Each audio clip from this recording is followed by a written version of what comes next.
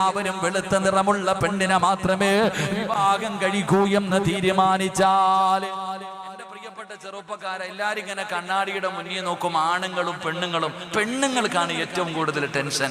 കണ്ണാടിയുടെ മുന്നിൽ പോയി നിൽക്കുമ്പോ, പടച്ചോനെ നിനക്ക് നിറം കറുപ്പാണല്ലോ അല്ല, ബ്ലാക്ക് ആണല്ലോ അല്ല. പലരും വന്ന് പെണ്ണ് നോക്കും, എങ്ങനെയുണ്ട്, പെണ്ണൊക്കെ കൊള്ളാം, പക്ഷെ നിറം ഇത്തിരി കുറവാ. ഏറ്റവും കൂടുതൽ വിവാഹം മുടങ്ങിപ്പോകുന്നത് എന്റെ പ്രിയപ്പെട്ട സഹോദരങ്ങളെ, ഗ്ലാമർ ഇല്ലാത്തതിന്റെ പേരിൽ. ആണുങ്ങൾ പെണ്ണുങ്ങൾക്ക് ഗ്ലാമർ നോക്കും. ഇപ്പൊ പെണ്ണുങ്ങൾ നേരെ തിരിച്ചു നോക്കാൻ തുടങ്ങിയിട്ടുണ്ട്. ആണുങ്ങൾക്ക് ഗ്ലാമർ ഉണ്ടെങ്കിൽ എങ്കിൽ എന്റെ പ്രിയപ്പെട്ട ചെറുപ്പക്കാരോട് പറയുന്നു, അള്ളാഹുവിന്റെ റസൂൽ സല്ലല്ലാഹു അലൈഹി വസല്ലമ തങ്ങൾ പറഞ്ഞു, നിങ്ങൾ ഗ്ലാമർ നോക്കിയിട്ട് കെട്ടല്ലേ എന്ന് നബി മുഹമ്മദ് മുസ്തഫ സല്ലല്ലാഹു അലൈഹി വസല്ലമ തങ്ങൾ പറഞ്ഞു, ഗ്ലാമർ നോക്കി കെട്ടരുത് മോനെ. ഗ്ലാമർ മാത്രം നോക്കിയിട്ട് നല്ല മേക്കപ്പ് ഒക്കെ ചെയ്ത് സുന്ദരിയായി ഒരുങ്ങി കെട്ടി വെളുത്തു തുടുത്തിരിക്കണ പെണ്ണിനെ കെട്ടാറുണ്ട്. പക്ഷേ നമുക്ക് അള്ളാഹ് ആരാന്നറിയാവോ, ദീൻ എന്തെന്നറിയോ, നിസ്കാരം എന്തെന്നറിയോ അറിയില്ല. അങ്ങനെ ഉള്ളവളെ കെട്ടിയിട്ട് സക്കറാത്തിന്റെ വലിക്കണ ചെറുപ്പക്കാരുണ്ട്. അള്ളാഹു കാത്തിരക്ഷിക്കുമാറാകട്ടെ. ഇത് പറഞ്ഞതാരാ? മുത്തുനബി സല്ലല്ലാഹു അലൈഹി വസല്ലമ തങ്ങളാ പറഞ്ഞത്. ദീനില്ലാത്ത ഗ്ലാമർ ഉള്ള പെണ്ണിനെ കെട്ടണ്ട. കാരണം എന്തേ? സൗന്ദര്യം പെണ്ണിനെ നശിപ്പിച്ചു കളയുമെന്ന് നബി മുഹമ്മദ് മുസ്തഫ സല്ലല്ലാഹു അലൈഹി വസല്ലമ തങ്ങൾ. അതുകൊണ്ടാണ് ഈ പള്ളിയിലെ കമ്മിറ്റിക്കാരോടൊക്കെ ചോദിച്ചാൽ അറിയാം, പള്ളിയിലെ ഖത്തീബിനോട് ചോദിച്ചാൽ അറിയാം, എന്റെ പ്രിയപ്പെട്ടവരെ, മസ്ലഹത്ത് വരുമ്പോ കടന്ന് എന്ത് കഷ്ടപ്പാടെന്നറിയും. വല്ലാത്ത അത്ഭുതം. ഇന്നലെ എന്റെ പള്ളിയുടെ ജമാഅത്തിന്റെ പ്രസിഡന്റ്, ഇന്നലെ എനിക്ക് വലിയ അത്ഭുതം തോന്നി. 55 വയസ്സുള്ള ഒരു കാക്ക ഇന്നലെ തലാക്ക് മസ്ലഹത്തിന് വന്നത്. 55 56 വയസ്സുള്ള ഒരു സഹോദരൻ എന്റെ കൈ പിടിച്ചിട്ട് പറയുന്നു, ഉസ്താദ് ഒന്ന് നിന്നിട്ട് പോകാൻ. ഞാൻ ചിന്തിച്ചു നോക്കി, എന്റെ പ്രിയപ്പെട്ട സഹോദരങ്ങളെ, പള്ളിയിലെ ഉസ്താദന്മാർ. അതുകൊണ്ടാണ് ഈ കൗൺസിലിങ്ങിന് പോകുന്ന ഡോക്ടർമാരൊക്കെ പറയും, 3 കാര്യം പെണ്ണുങ്ങളോട് പറയാൻ പാടില്ല എന്ന്. ഹദീസ് അല്ല ട്ടാ. ഇനി ബുഖാരിയിലുണ്ടോ മുസ്ലിമിലുണ്ടോ എന്ന് ചോദിക്കരുത്. ഇത് ഹദീസ് അല്ല. കാരണം വ്യക്തമായി കേട്ടോ, ഇത് ഡോക്ടർമാര് പറയും 3 കാര്യങ്ങൾ പെണ്ണുങ്ങളോട് പറയാൻ പാടില്ല എന്നാ. 3 കാര്യങ്ങൾ പെണ്ണിനോട് പറയാൻ പാടില്ല. അതിൽപ്പെട്ട ഒരു കാര്യമാണ്, ചില സമയങ്ങളിൽ ചെറുപ്പക്കാരിങ്ങനെ ഇരുന്നിട്ട് പറയും, ആമിന നിനക്ക് എന്തൊരു ഗ്ലാമർ ആമിന, ഓ നിന്നെക്കാളും സുന്ദരിയായ ഒരു പെണ്ണി ലോകത്തുണ്ടോ, ഈ പൊട്ടനായി എനിക്ക് നിന്നെ എങ്ങനെ കിട്ടി. ചുമ്മാതെ പറയണതാ, ബെടയടിക്കണ. ഈ ഭാര്യയോട് ഇങ്ങനെ പറയും. ഇതങ്ങോട്ട് കേൾക്കുമ്പോ ഓൾ അറസിന്റെ മുകളിലോട്ട് കയറും. പടച്ചനെ, കണ്ണാടിയുടെ മുന്നിലോട്ട് നിന്നിട്ട് നോക്ക, എനിക്ക് ഇത്രയും സൗന്ദര്യം ഉണ്ടോ. അവസാനം എന്ത് സംഭവിക്കുന്ന, ഒരു കല്യാണ വീട്ടിൽ പോയ ഭർത്താവ് മുന്നിൽ നടക്കും, ഭാര്യ പുറകിൽ നടക്കും, ഒരുമിച്ച് നടക്കാറില്ല. കാരണം ജോഡികളല്ല. അതുകൊണ്ടാണ് ഈ എല്ലാവരും പറയുന്നത്, ഇങ്ങനെയുള്ള കാര്യങ്ങൾ ഉണ്ടെങ്കിലും പറയാൻ പാടില്ല എന്ന്. ഞാനിപ്പോ പറഞ്ഞു വന്നത്, ഗ്ലാമർ ഇല്ലാത്തതിന്റെ പേരിൽ വേദനിക്കുന്ന ഒരുപാട് ചെറുപ്പക്കാരുണ്ട്, ഒരുപാട് പെങ്ങന്മാരുണ്ട്. എങ്കിൽ എന്റെ പ്രിയപ്പെട്ടവരെ, എന്നാൽ ഏറ്റവും കൂടുതൽ നിങ്ങൾ ഏതെങ്കിലും ഡോക്ടർമാരെ പരിചയമുണ്ടെങ്കിൽ നിങ്ങൾ ചോദിക്കണം, കറുത്ത പെണ്ണ്, കറുപ്പിനല്ലേ ഇപ്പൊ 7 അഴക്, അങ്ങനല്ലേ പറയാ ഇവിടെ? അങ്ങനെ നിങ്ങളുടെ ഭാഷയിൽ എങ്ങനെ പറയും? കറുപ്പിന് 7 അഴകെന്നാ പറഞ്ഞ. ഏറ്റവും നല്ല ഗ്ലാമർ കറുപ്പിനാ. അള്ളാഹു നമുക്ക് ഈമാൻ തരുമാറാകട്ടെ.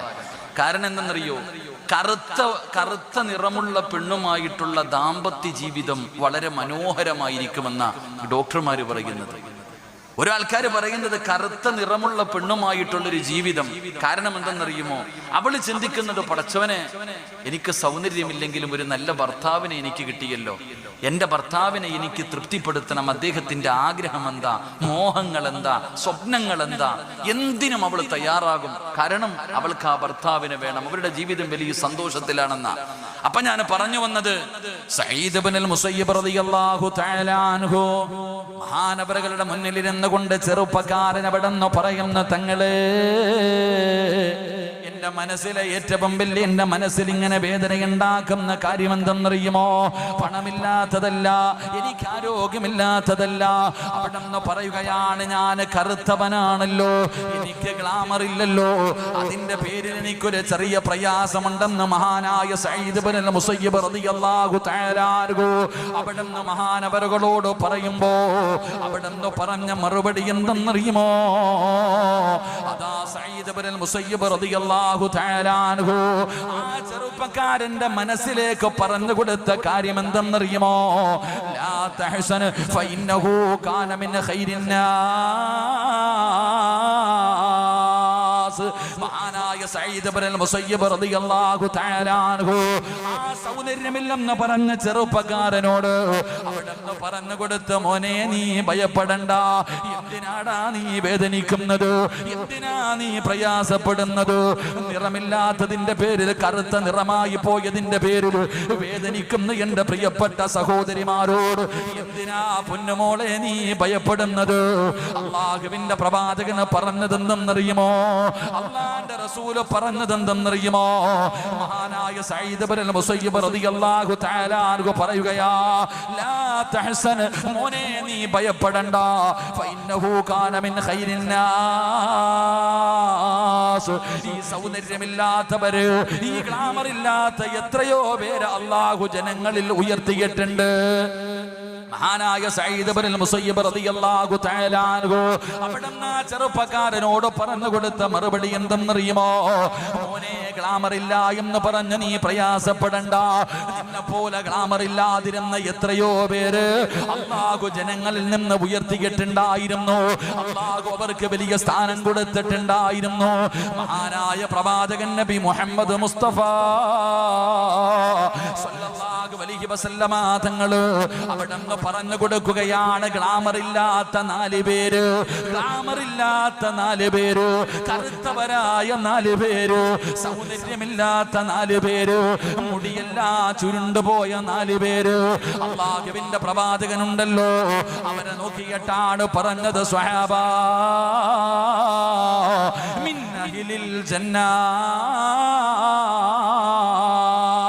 കറുത്തവരായ 4 ആൾക്കാർ, അവരിൽ 3 പേരെ നോക്കിയിട്ടാണ് അല്ലാഹുവിന്റെ പ്രവാചകൻ പറഞ്ഞത്, ഇവര് 3 പേരും സ്വർഗ്ഗത്തിന്റെ അവകാശികളാ.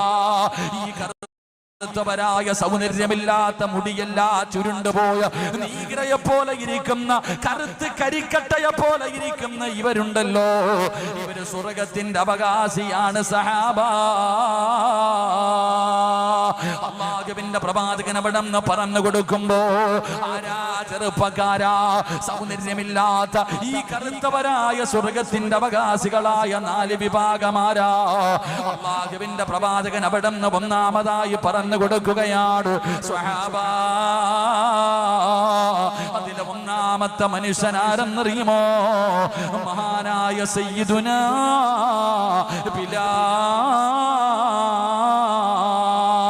ബിലാൽ റളിയല്ലാഹു തആല അൻഹു.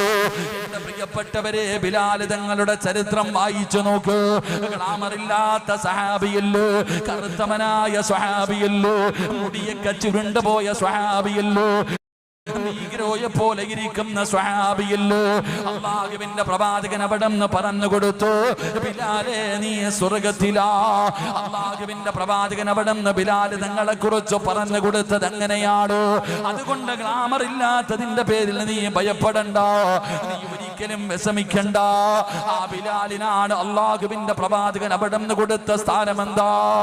അല്ലാഹുവിന്റെ പ്രവാചകന് കഅബാലയത്തിന്റെ മുറ്റത്ത് നിൽക്കുമ്പോ, അതാ കഅബാലയത്തിന്റെ മുകളിൽ കയറി ബാങ്ക് വിളിക്കുന്നതിന് വേണ്ടിയുള്ള അവസരം കടന്നു വന്നപ്പോ, അല്ലാഹുവിന്റെ പ്രവാചകന്റെ മുന്നിൽ 100 കണക്കിന് സ്വഹാബികൾ നിൽക്കുന്നുണ്ട്. മഹാനായ സയ്യിദുനാ അബൂബക്കർ സിദ്ദീഖ്, ഉമർ ഇബ്നുൽ ഖത്താബ്, മഹാനായ സയ്യിദുനാ ഉസ്മാൻ ഇബ്നു അഫ്ഫാൻ, പഠിച്ചവനെ ഇങ്ങനെ എണ്ണി എണ്ണി പറയാൻ കഴിയുന്ന ഒരുപാട് സ്വഹാബികൾ. അല്ലാഹുവിന്റെ പ്രവാചകൻ എന്നോട് പറയും എന്ന് കരുതിയിട്ട് എല്ലാവരും പ്രവാചകന്റെ ചുണ്ടിലേക്ക് നോക്കി നിൽക്കുകയാണ്. എല്ലാവരും പ്രവാചകന്റെ ചുണ്ടിലേക്ക്, മുത്തുനബി ആരുടെ പേരാണ് പറയുന്നതെന്ന് കേൾക്കാ. എല്ലാവരും ഇങ്ങനെ നോക്കി നിൽക്കുമ്പോ അല്ലാഹുവിന്റെ റസൂല് വിളിക്കുന്നു, ബിലാലേ, കേറു ബിലാലേ, കേറു ബിലാലേ. ശുദ്ധമായ കഅബാലയത്തിന്റെ മുകളിൽ കയറിയിട്ട് അവിടുന്ന് അല്ലാഹു അക്ബർ, അല്ലാഹു അക്ബർ, അവിടുന്ന് ആദ്യമായിട്ട് ബാങ്ക് വിളിക്കാനുള്ള അവസരം കൊടുത്തത് ഈ കറുത്തവനായ, ഈ നൂകിരയായ, ഈ മുടിയെല്ലാം ചുരുണ്ടുപോയ ഈ ബിലാലിനായിരുന്നു എന്ന് ചരിത്രം പറഞ്ഞു തരുമ്പോൾ, എന്റെ പ്രിയമുള്ളവരെ, ആ 4 പേരിൽ ഒന്നാമത്തെ മനുഷ്യനാരാ? മഹാനായ സയ്യിദുനാ ബിലാൽ. മഹാനായ ബിലാൽ റളിയല്ലാഹു തആല അൻഹു.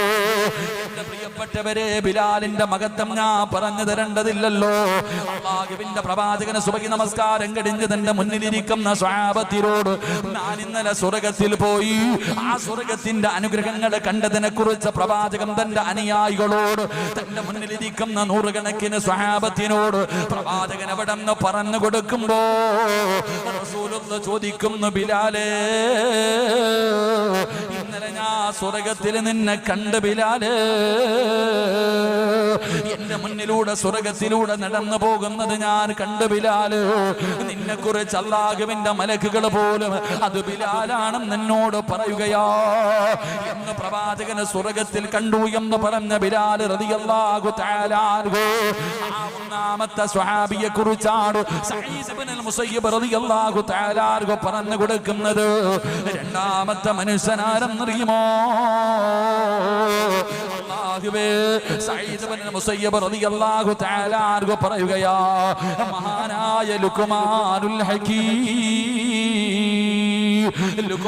ഹകീം റളിയല്ലാഹു തആല അൻഹു. എന്റെ പ്രിയപ്പെട്ടവരെ, ആരാണ് ലുഖ്മാനുൽ ഹകീം തങ്ങളാരാ? അല്ലാഹുവേ, പരിശുദ്ധമായ ഖുർആൻ എടുത്ത് നോക്കൂ. അല്ലാഹുവിന്റെ വിശുദ്ധമായ ഖുർആനിലെ ഒരു അധ്യായത്തിന്റെ പേര് തന്നെ, അല്ലാഹുവിന്റെ പരിശുദ്ധമായ ഖുർആനിൽ 114 അധ്യായങ്ങളുണ്ട്. ആ 114 അധ്യായത്തിലെ ഒരു അധ്യായത്തിന്റെ പേരെന്താ? സൂറത്തുൽ ലുഖ്മാൻ. മഹാനായ ലുഖ്മാനുൽ ഹകീം റളിയല്ലാഹു തആല അൻഹു. ഒരു വാപ്പ എങ്ങനെയാണ് തന്റെ പൊന്നാര മകനെ ഉപദേശിക്കുന്നത്? ഒരുപാട് ഉപദേശങ്ങൾ പരിശുദ്ധമായ ഖുർആൻ എടുത്ത് നോക്ക്. ഒരു വാപ്പ എങ്ങനെയാണ് തന്റെ മക്കളെ ഉപദേശിക്കുന്നതെന്ന് പഠിക്കാൻ എന്റെ പ്രിയമുള്ളവരെ ഉപകാരപ്പെടുന്ന രീതിയിൽ ലുഖ്മാനുൽ ഹകീം റളിയല്ലാഹു തആല അൻഹു അവിടുന്ന് ഉപദേശിച്ചു കൊടുത്ത ഉപദേശം അല്ലാഹുവിന്റെ ഖുർആൻ അവിടുന്ന് നമുക്ക് പഠിപ്പിക്കുന്നുണ്ട്. രണ്ടാമതായിട്ട് സഈദ് ഇബ്നുൽ മുസയ്യിബ് റളിയല്ലാഹു തആല അൻഹു ആ കറുത്തുപോയ നിറമില്ലാത്തതിന്റെ പേരിൽ വിഷമിക്കുന്ന ചെറുപ്പക്കാരനോട് പറഞ്ഞു, മോനെ, 4 കറുത്ത ആൾക്കാരെയാണ് അല്ലാഹു ജനങ്ങളിൽ ഒരുപാട് ഉയർത്തിയത്. സൗന്ദര്യമില്ലാത്ത ഈ കറുത്തവരെ അല്ലാഹു വല്ലാതെ ഉയർത്തി. അല്ലാഹു സ്വർഗ്ഗത്തിന്റെ അവകാശി എന്ന് പ്രവാചകൻ പറഞ്ഞു കൊടുത്തിട്ടുണ്ട്. അതിലെ ഒന്നാമത്തെ മനുഷ്യൻ മഹാനായ സയ്യിദുനാ ബിലാൽ റളിയല്ലാഹു തആല അൻഹു. അല്ലാഹു അവിടുത്തെ മഹത്വം കൊണ്ട് അല്ലാഹു നമുക്ക് ഈമാൻ നിലനിർത്തി തരുമാറാകട്ടെ.